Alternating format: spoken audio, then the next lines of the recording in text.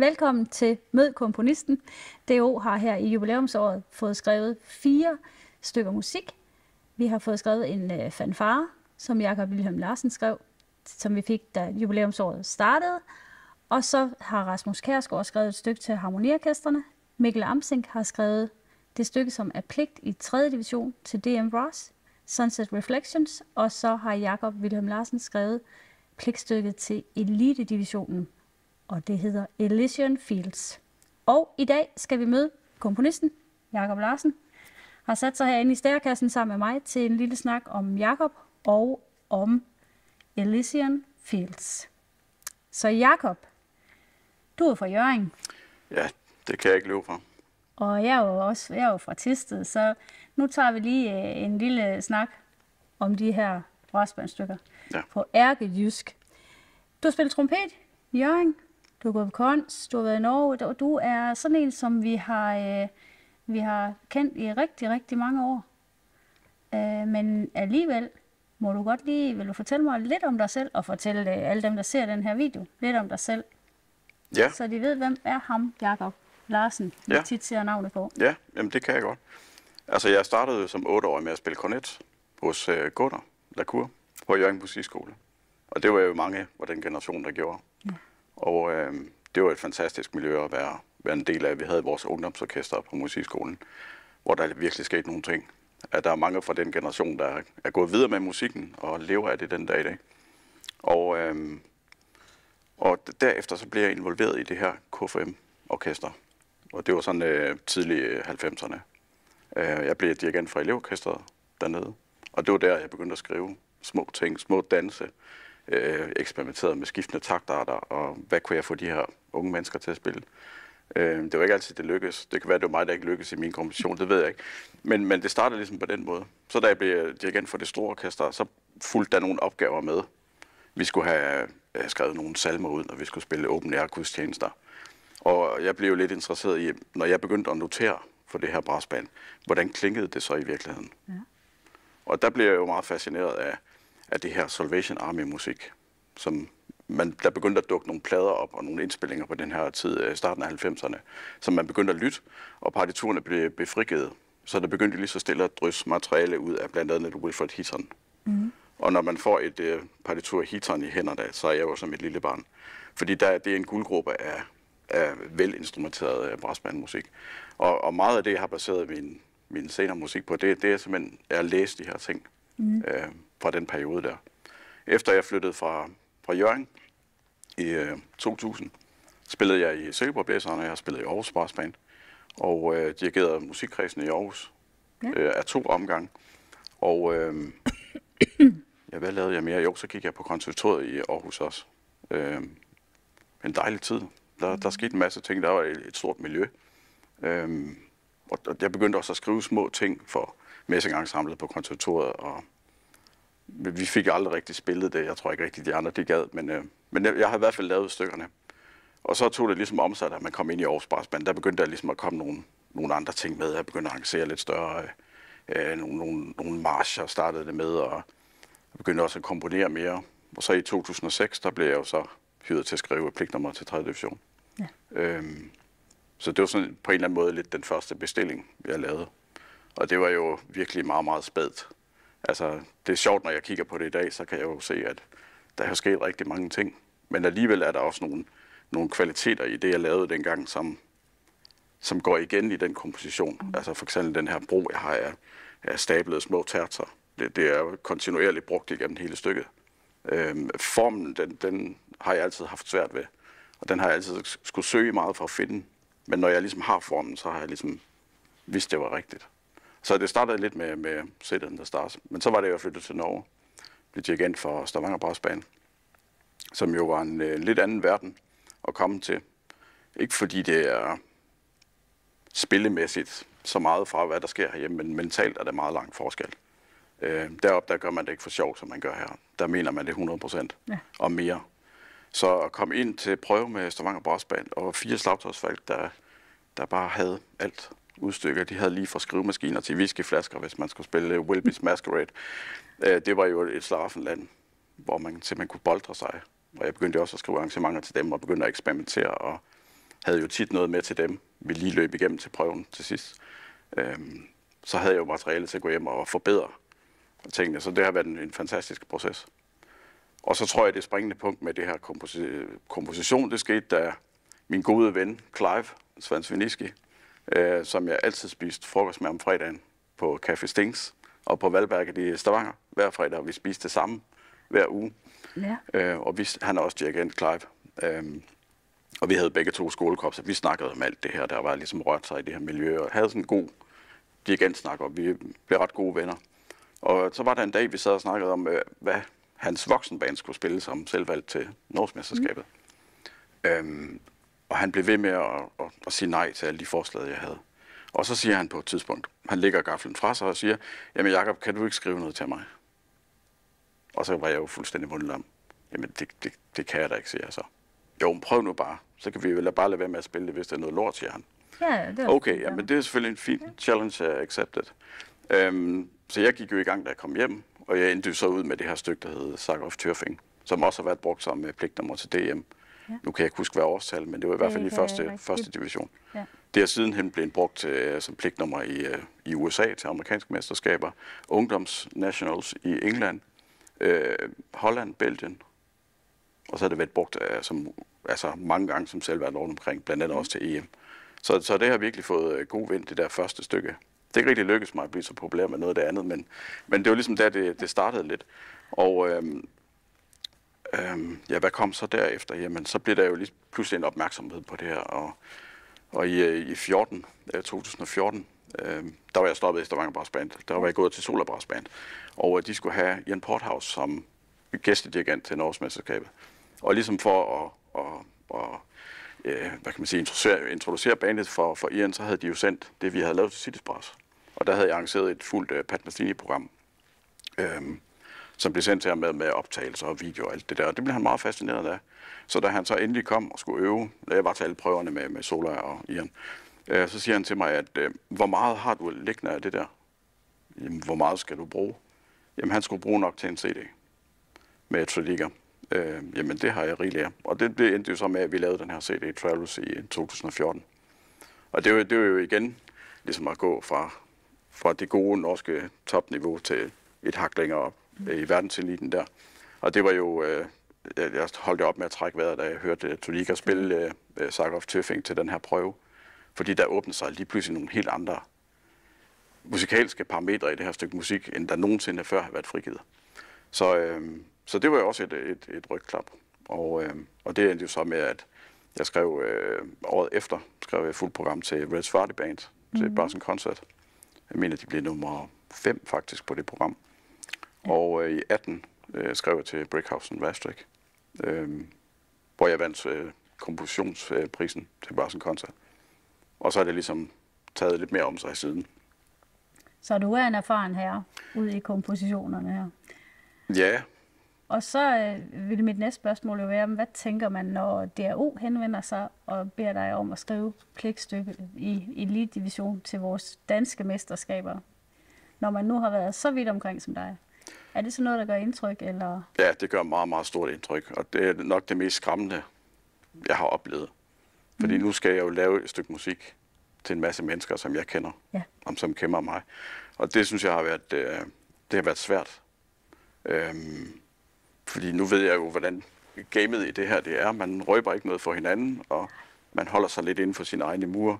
Så den her feedback, som man for eksempel har fået fra Breakhouse, som man har fået fra Clive i processen i indstuderingen, den har jeg altid lindret lidt inden i.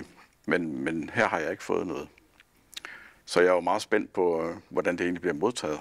Ja. Om de synes, det er noget skrammel, om det er for svært, eller om det er for let, eller om det går for hurtigt eller for langsomt, eller om de forstår, hvad jeg vil med det.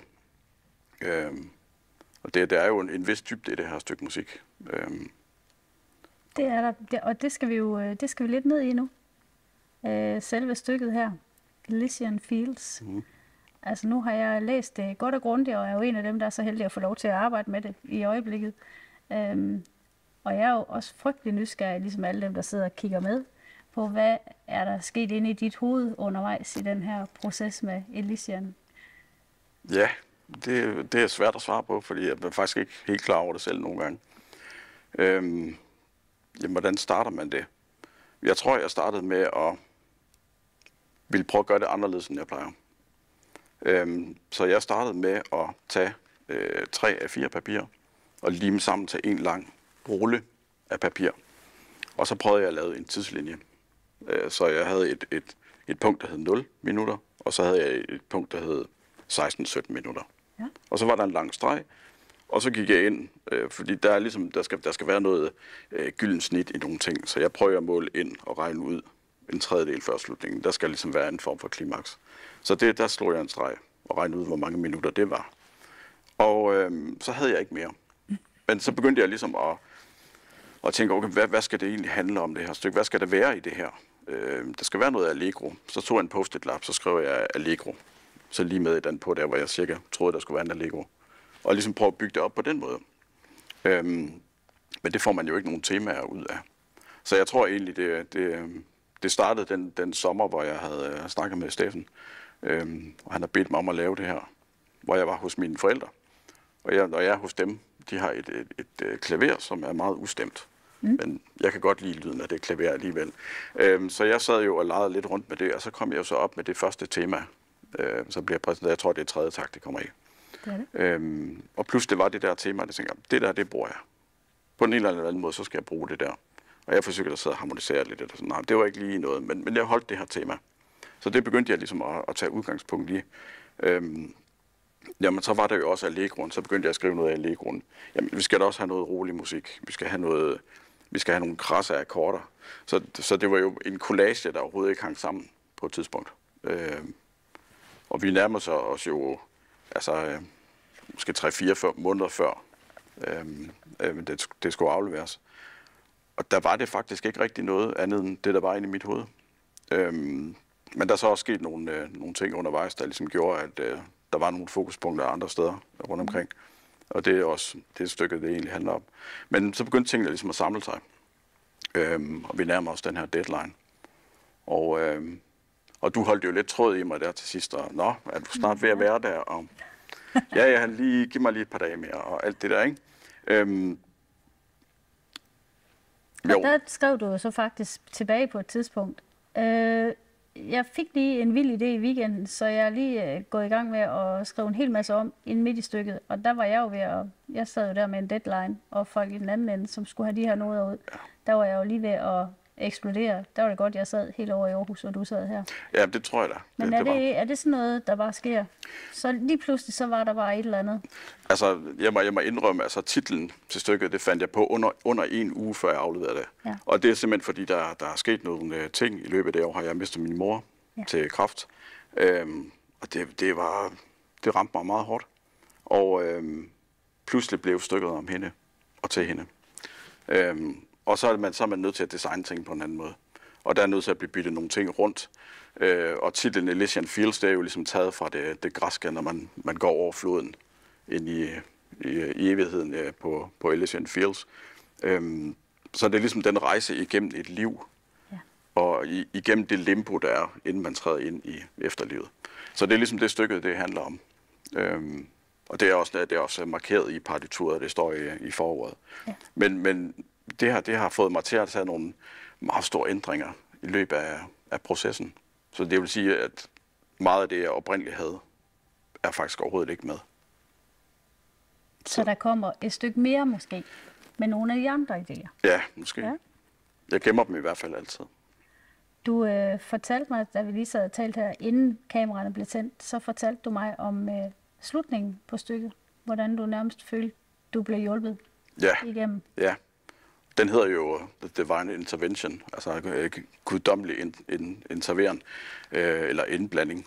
Og jeg sad jeg tror det var 1,5 uge før den her deadline. Og der havde jeg simpelthen ikke komponeret slutningen. Og det vil sige, der manglede altså over 2 minutter af det her stykke musik. Jeg vidste, at jeg skulle bruge nogle af temaerne fra tidligere, men hvordan jeg skulle bruge dem mod hinanden, var mig lidt en gåde. Så jeg var nødt til at forsøge nogle ting. Men pludselig, den her lørdag eftermiddag, der følte jeg simpelthen, der var et eller andet, der greb i mig indenfra. Som om, at der var en større magt, der ligesom begyndte at blande sig ind i det her. Og der begyndte tingene bare at ske. Og det gik virkelig hurtigt, og alt faldt på plads på en fantastisk måde. Så nogle gange så er man nødt til at tro på det. Vi tror på det. Altså nu har jeg jo været så heldig, som sagt, at både læse og arbejde med din musik. Og jeg synes, altså personligt synes jeg jo, det er et vildt fedt stykke. Og jeg glæder mig så meget til at skal høre det flere gange her til DM. Du må også være spændt på at høre det. Jeg er meget spændt på at høre det. Og vi har jo snakket om i starten, at vi ikke ville sende en lydfil ud. Ja. Og det var jo ganske bevidst. Og det var også en tanke, jeg havde. Jeg er meget glad for, at du har delt den samme idé om, at folk skal have frihed til at tolke. Ja. Og der er mange, der spørger mig efter, jamen, hvordan vil du have det her? Jamen, det skal bare lyde godt. Det skal bare lyde rigtigt. Og hvad er så rigtigt? Men det kan jo føles rigtigt for forskellige mennesker. Men jeg tror, når man ligesom rammer den her rigtighed, hvor tingene går op i en høj enhed, så er man ikke i tvivl om det. Så det er noget med at blive ved med at have den her evige søgen efter de her ting. Kan det være noget tempo? Skal jeg prøve at ændre tempo? Skal det være lidt hurtigere, lidt langsommere? Eller hvad med at begynde at lave det her rallentando lidt tidligere, end han har skrevet det? Det synes jeg er okay. Det må man godt. Der er mange, der er meget stringente på, at det skal være nøjagtigt, som det er i partituret. Men jeg tror, man som musiker, når man har en erfaring i det, godt kan slippe sig lidt løs. Ja. Og der skal også være plads til det. Fordi det er ikke... Altså nu er jeg jo heldig med, at jeg er en komponist, der har en stor dirigenterfaring også. Men det er der måske ikke så mange, der har. Så jeg synes, det er okay, hvis folk de fifler lidt med det. Og få det til at give mening for dem, der skal udføre det. Hvis vi så går sådan lidt ind i de tekniske detaljer i stykket, så synes jeg jo, du er ikke bange for at udfordre os lidt, vel? Du anvender hele det register, instrumenterne har, og går lidt ud over, hvad vi sådan er vant til, og toner, der ikke nødvendigvis findes. Der er rigtig mange dæmpere og skift. Du arbejder virkelig meget med forskellige lyde. Og så er du heller ikke bange for at bruge det der tonesprog, det krasser lidt ind imellem. Der er lige nogle sammenstød og nogle ting, dissonanser, som kan gøre det lidt sværere, måske, for os at udføre det. Og det talte vi også ganske kort om her, inden vi satte os ind, at du siger, det er noget, der kommer med alderen og erfaringen, at så tør man lidt mere. Ja, det er jo klart, det er at skrive den her type musik, at det kræver en vis mod. Ja. En vis forståelse af, jamen det jeg laver her, det er faktisk okay. Og det er jo noget med at have prøvet det før, og ligesom have udviklet sig der til også at stole på sit nodeprogram, faktisk, fordi nu er jeg Sibelius bror, og for nyligt er jeg gået over til noget, der hedder Note Performer. Det vil sige, at jeg får et andet output, end jeg er vant til. Der er mange, der bruger Sibelius-lyd. Det har jeg også gjort i mange år. Der har jeg ligesom haft en fornemmelse i mig selv med balancen af de her ting. Men så det var også lidt nyt. Og samtidig også med, har jeg forsøgt at udfordre mig selv med at prøve at tage mit tonesprog lidt anderledes et andet sted hen. For jeg synes nemt, man kan køre fast i nogle ting. Og jeg tænker meget på 1995, 94, 95, da Peter Graham han kom ud med hans montage, hvor han ligesom går fra tonesproget i Essence of Time og hans Salvation Army ting, og ligesom kommer ind i den her. Og der var et stort skifte. Der var han blev accepteret på en anden måde, på en eller anden måde. Han trådte ind i sit store rækker på en eller anden måde. Jeg ved ikke, om det kommer til at ske her, og det er heller ikke mit ønske med det, men jeg havde lyst til at udvikle det. Og prøve altså det er jo også, som du siger, med ambitusen på instrumenterne. Altså prøv at bruge hele brassbandet. Altså, nu er der heldigvis ikke nogen toner over det høje C i Eskornetten, så vidt jeg husker. Nej. Det er der jo ellers mange, der godt kan lide, at den skal helt derop. Men jeg har altså kun gået op til høje C'er, men til gengæld er der rigtig mange af dem. Ja. Men og selvfølgelig pedaltoner i B-basserne. Der har jeg udforsket rigtig meget. Ja. Altså under det her, hvad kan man sige, gængs noteret F for en B-bass, der går op til et vist niveau, men det her, det går også ned til kontra B'er og så videre. Og det håber jeg helt klart, de kan efterleve. Og så er jeg nødt til at spørge dig, hvad er det med dig og slagtøj? Altså, du bruger alt det slagtøj, du overhovedet kan komme i nærheden af. Du nævnte det faktisk lidt i starten af vores snak her med, du kom ind i sådan et lokale, hvor de havde alt. Slaraffenland, ja, lige præcis. Ja. Du er blevet ret glad for slagtøj, kan jeg fornemme. Men det er jeg faktisk, ja. Men nu er det jo, nu både dig og Steffen har jo spurgt sådan løbende i processen, er der nogle specielle slagtøjsinstrumenter, I skal bruge? Og det kunne jeg jo så svare nej til. Der er ikke nogen nye eller noget i det, men til gengæld er der rigtig meget af det. Ja, vi skulle være sikre på, at vi kunne nå at få bestilt det hjem, for vi skal jo stille det på scenen, der står i pligtstykkerne, så jeg var lidt bange for, hvad du kunne finde på. Ja, det kan jeg godt forstå. Men til gengæld, så synes jeg egentlig, det er spændende, den her idé. Altså jeg har jo delt orkestret over i 2 halvdele, hvor jeg har en lille trum på hver sin side, der ligesom skal agere snap-on battle på et tidspunkt, der ligesom ligger og spiller op imod hinanden. Ja. Og hvordan det kommer til at fungere i stereo. Der har jeg så i mit nodeprogram derhjemme, har jeg pandet dem altså i kanalerne, så ligesom for at få den her effekt og sidde og arbejde meget med det. Og det synes jeg fungerer mega fedt, og jeg glæder mig til at opleve lige præcis det live.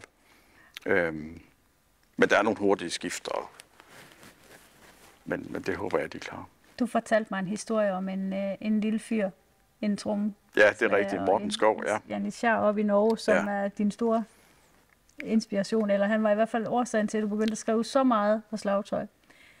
Ja, han var i hvert fald en af årsagerne, fordi han var jo en ung mand, da jeg kom til Stavanger Brassband. Han har været en 16-17 år, tror jeg. Og han var knaldgod til at spille vibrafon. Han kunne med flere køller og alt muligt. Og da jeg ligesom begyndte at skrive arrangementer til dem, der var han jo altid med i ligningen, ham Morten der. Enten på trommesæt eller vibrafon. Og han spillede jo bare det, jeg lavede. Så jeg byggede jo bare ud. Så han kom og sagde til mig efter noget tid, at Jakob, jeg overgår ikke alle de der julearrangementer igen. Nu må kan du give mig lidt pause i år. NM-stykket er svært, jeg har brug for at øve på det. Så men det har været fedt. Også man har kunnet gå ned og spørge dem efter, hvordan lyder det, når du gør sådan og sådan. Jeg har også haft timer på slagtøj hos dem, hvor de har instrueret mig i, hvordan det lyder, og hvordan man slår og sådan nogle ting. Og jeg synes, det er vigtigt, at også når man er brassbanddirigent, eller dirigent i det hele taget, man også tager sig af slagtøjet. Der er mange dirigenter, der kommer ind og bare forventer, at der kommer et eller andet dernede, men de har ikke nogen ord, de kan sætte på, hvordan de vil have det. Så det er jo også en del af det. Ja, og jeg bemærker mig, at du gør det sådan lidt anderledes. Det er sådan 2 forskellige køller på samme tid på klokkespil og på. Altså du arbejder virkelig med de lyde der kan komme. Ja.